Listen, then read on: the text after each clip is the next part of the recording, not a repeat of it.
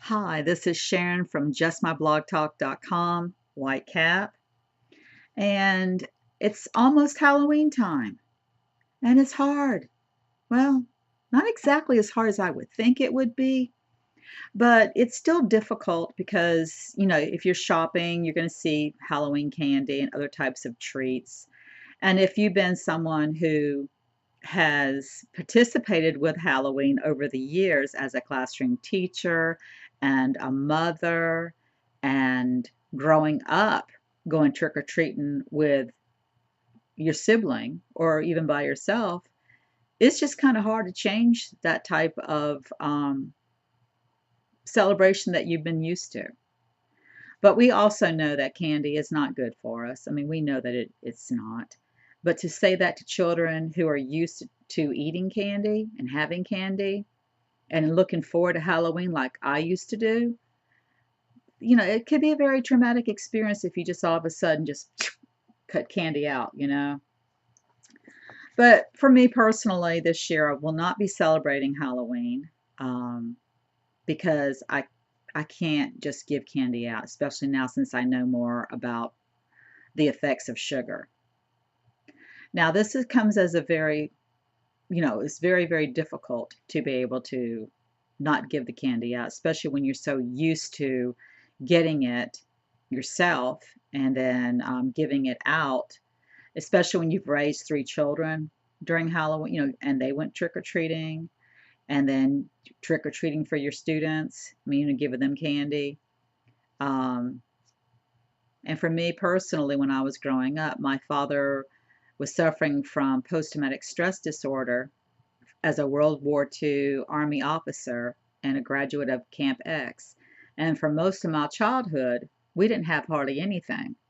It wasn't until much later on in my senior year of high school before the VA really kicked in and decided to help my dad. So that means that my younger brother and I used to go trick-or-treating, used to look forward to Halloween so we could go trick-or-treating and get candy, because that was the only time we were really going to get any. Or, we would go bottle hunting and then cash in bottles.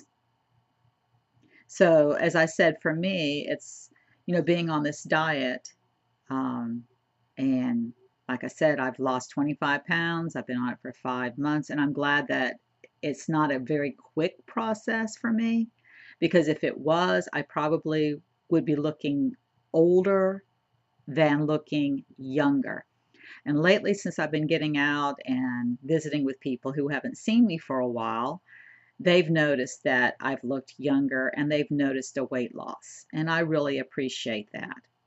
I have some friends who've lost weight very quickly and they look like they've aged. So I really don't want that effect on me. So that's why I'm kind of glad that this is a slow process. Also, I take a supplement, a bladder whack, which I didn't start doing until the middle of June, because when I'm taking a new type of supplement, I want to make sure I don't have any type of, it doesn't affect me a certain way. Fortunately, bladder whack doesn't affect me. But, if you're working and you're full time, you don't want to start taking something and then you find out that you're going to get sick off of it. Well, anyway, back to the Halloween candy. Okay. Like I said, my husband and I, we really thought about this and we decided that we just couldn't give the candy out. And there are other things that could be given out, and we have to really think about those things of giving something else to the children. So we're still in that type of a dilemma right now, deciding what we're going to be doing. What I wanted to tell you was about the sugar. We know that sugar is not good for us. And I read this article from Chris Gunner's 10 Reasons Why Sugar is Bad for You.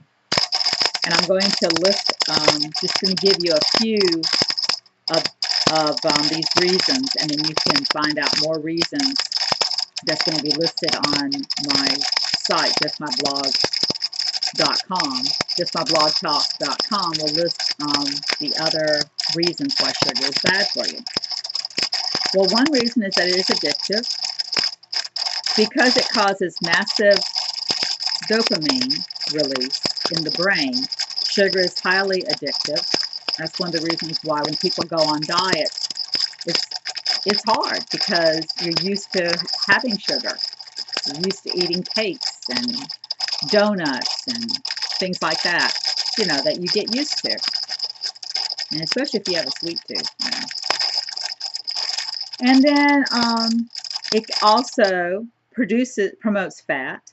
So you're going to get fatter eventually. It also causes diabetes too, because the liver gets overloaded with fructose, and that can lead to diabetes too. So anyway, check out my site and read the complete article, especially if you're planning on starting a keto diet, or you're already on a diet, or you just want to know more about sugar. All right, more later. Remember, justmyblogtalk.com. See you later. Bye-bye.